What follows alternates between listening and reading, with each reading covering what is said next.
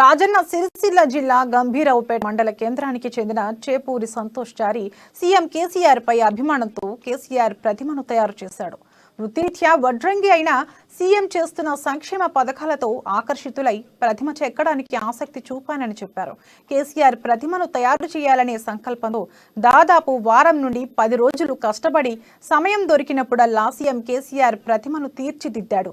CM ప్రతిమతో పాటు నాగలి, గొర్రు తయారు చేశాడు. అలాగే రాష్ట్ర ప్రభుత్వం వడ్రంగులను ఆదుకోవాలని సూచించారు.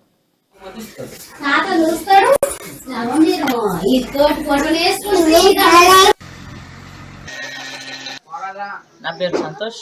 మరి రాజన్న సిరిసిల్ల జిల్లా గంభీరావుపేట.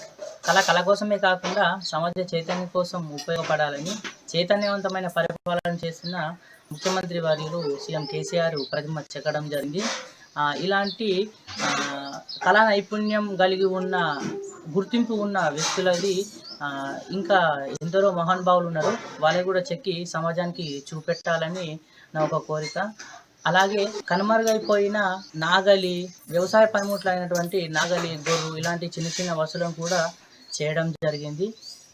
నేను కష్టపడ్డ ఈ కళను కళగా మిగిల్చకుండా నేరుగా నా చేతుల మీదుగా సీఎం గారికి అందజేస్తే నేను చేసిన దానికి ఒక గుర్తింపు ఉంటుందని అంటున్నాను.